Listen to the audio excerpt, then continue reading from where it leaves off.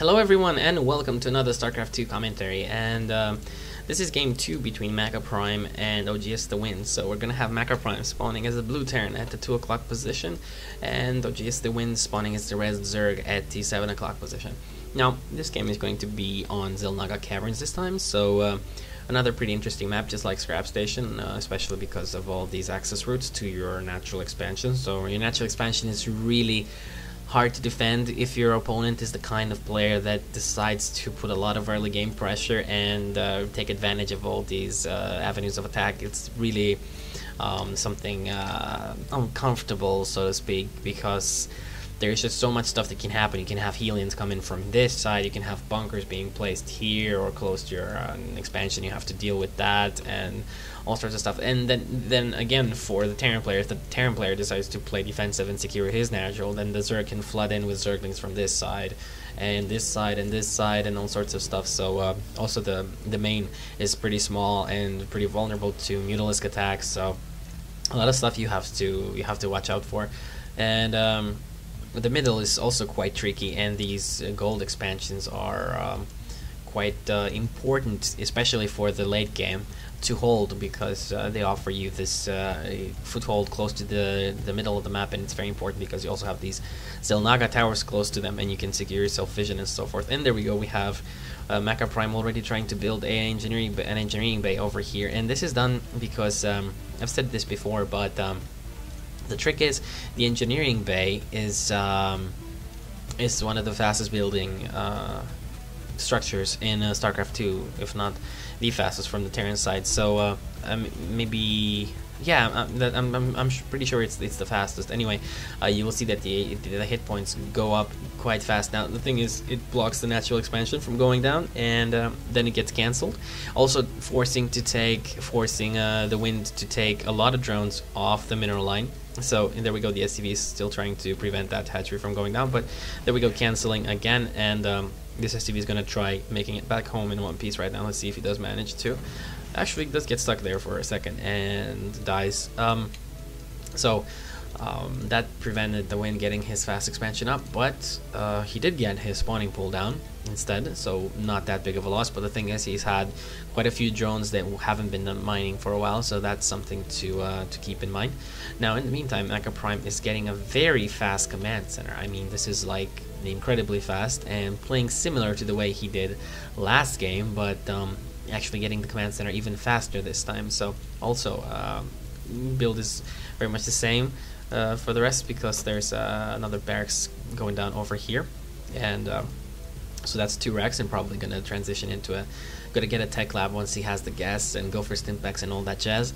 Now as for the wind, already 1 queen in production, and this natural already is almost done, and getting 2 geysers over here. So this is probably going to mean again some sort of Mutalisk play combined with the banelings and stuff like that, maybe some infestors. Again, let's see, it all depends on what as a Zerg player, you can't really go for something without knowing what your opponent is getting. Like as a Terran player, you can just say, I'm gonna go get MMM, and I'll do decent with it, you know, I'll be okay. But as a Zerg player, you can just say, I'm gonna go mass Mutalisk and stuff, because you don't know if there's gonna be a billion Marines, you're gonna die. If there's gonna be Thors, you're gonna die, and so forth. But so as a Zerg player, you have to know what you're fighting against, and it's quite hard to scout as a Zerg. That's the thing. It's quite hard because your overlords are very slow at the start, and you have to pretty much suicide them if you want to get some meaningful information. And there's no real other way to scout unless you have changelings. But again, if you're facing a good player, you're gonna get spotted, and it's not really gonna work. But usually you can get some information with the changeling, but still that's layered technology, so you can't know until then. Anyway, Roach Warren going down for the wind and Zergling speed, so maybe we're gonna have some Roach Zergling Infestor play this time. I really like that kind of gameplay. It's interesting. It's like the Roach is it's like you fungal growth, and I mean the Zerglings go and take most of the fire, then you get the fungal growth off, and Roaches finish everything, because the units cannot run. As you all know, Marines are pretty horrible against Roaches, and Roaches do a lot of damage against Marines, and not to mention that Roaches have way more HP than Marines do. Now these overlords are probably going to be sent in there to scout sooner or later, Now there's a lot of marines and a lot of barracks that have been put down. I kept the camera here, so I guess you all could see that. And this is gonna mean a lot of infantry coming out, and there's absolutely no factory. Stimpak and combat shield is almost done, and there is no engineering base, so not gonna see any upgrades for a while. But this might just be a timing push over here with all these forces and whatever else is coming out right now. Once combat shield and Stimpak is done, I'm not sure. Let's see what he decides to do, because the Wind doesn't really have that much army right now. He has Zerglings placed. Actually, this Zergling should go to this watchtower, I believe. And these overlords are close to the middle, offering. And if I will show you the camera, you see that he has nice vision over the middle area and towards his opponent's base as well.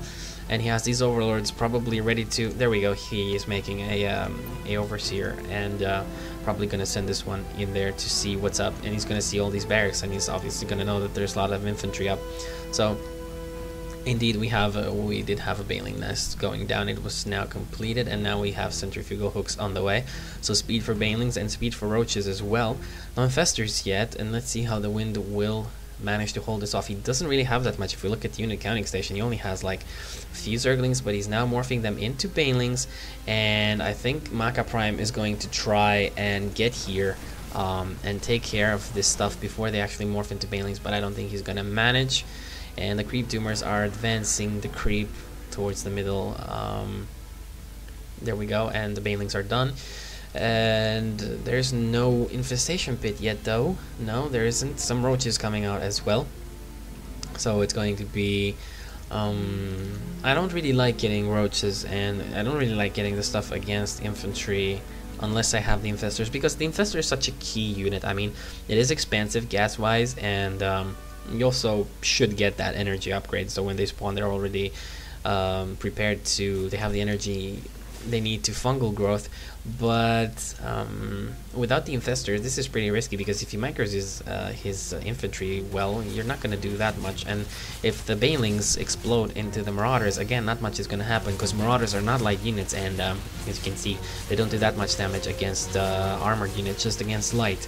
So anyway, we're gonna see what's happening. The Wind is taking the gold, it seems. He wants to take the gold really soon, which is a good idea, because he's also expanding his creep this way. He's linking the bases with creep, so why not just get another expansion over there? And here we have an engineering bay being put down. Again, same kind of thing to... it's also something to scout the impending expansion, and it's there too. You can just cancel it and you don't really lose that much money. But the Spire is also coming. This is interesting, quite unusual. It's actually delayed Mutalisk are really something good to get as Zerg. If your enemy stops getting Marines for some reason, if you have all these Banelings and he decides to stop getting Marines or something like that, you can just pummel him with Mutalisk afterwards, because he's not going to have anything to deal with the Mutalisk. And this Queen is pretty much in a vulnerable place, and those Banelings and these Roaches, I don't know, this is going to go down for sure. Now, not much that the Wind